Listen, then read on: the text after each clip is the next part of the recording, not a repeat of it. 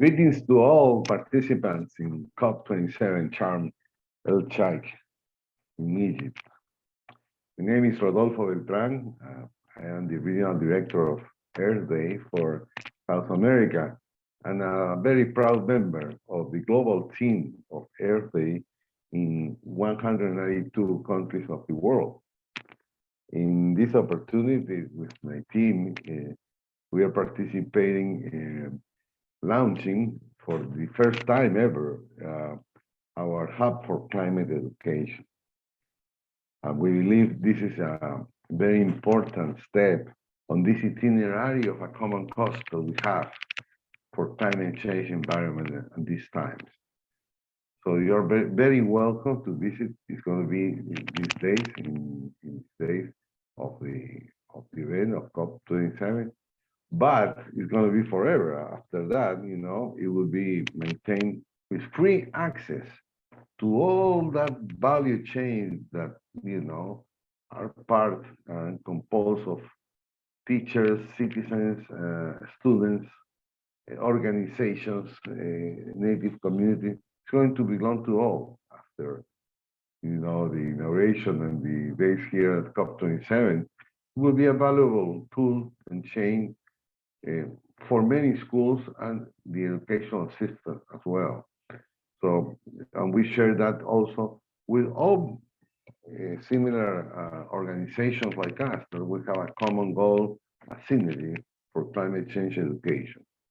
In this COP27, we have very important goals, which is to have always a permanent dialogue and a permanent inclusion in the agenda of the COP and future COPs on the insertion of climate and environmental education in the curriculums of the schools.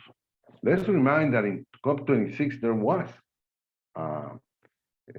agreement, co-chairs agreement on this, on all the ministers of environment and education, in which all the ministers of South America and the world participated.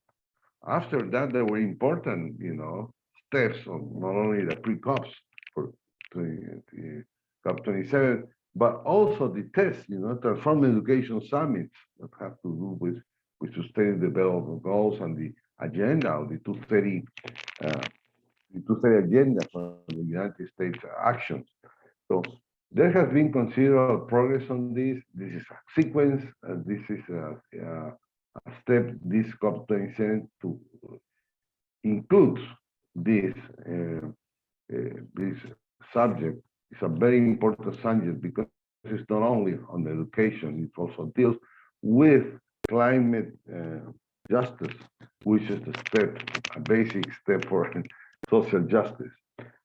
We are very grateful, really, for all in South America, all the governments, national governments, subnational governments, ministers, municipal governments, and as well organizations similar to us, and also partners, honorary partners, and we have more than 200 honorary partners, and all the volunteers that are with them.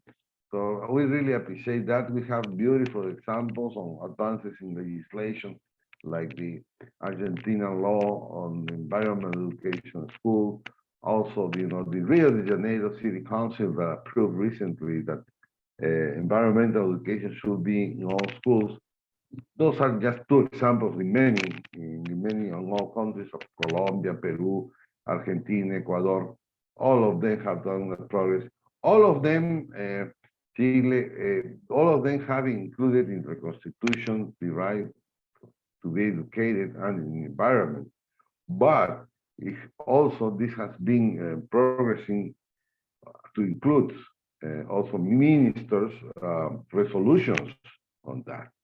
One of the latest examples there is the, as I mentioned, the City Hall law in Rio de Janeiro, which is going to be an example. But there are other examples as well, in Buenos Aires, recently hosted the C40, summit of all majors of the world. And, as they say, sometimes cities are faster than governments. But it was a very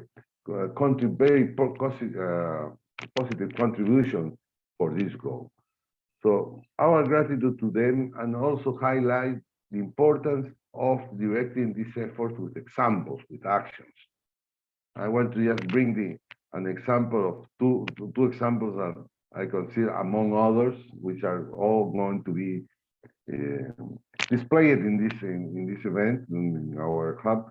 But two examples like the one of Julieta Martinez of Chile, Tremenda Chile, and Julio Vera Manzanares of Colombia. They started children with the movement activists, in protest, for the environment. And now they are entrepreneurs, not only written books, but they are leading schools with their own resources for many countries of South America. So really, I congratulate people like this, movement like this, the municipal governments of Lima, the municipal governments of Rio de Janeiro, that Colombia, they all have in common one thing, they have included educational programs now during the COVID started, and it's following up on education and on environmental education. These are already national programs. I had the chance to listen to many of them. So I congratulate this. The continuity is not only legislation, it's actions. If there are no actions, the legislations could be done, but will stay, and sleep some time before being a reality. So this is the message of optimism and congratulations to all that have and can always with us, with the Climate Education Hub and Climate Date Education. We are citizens of the planet. Thank you very much.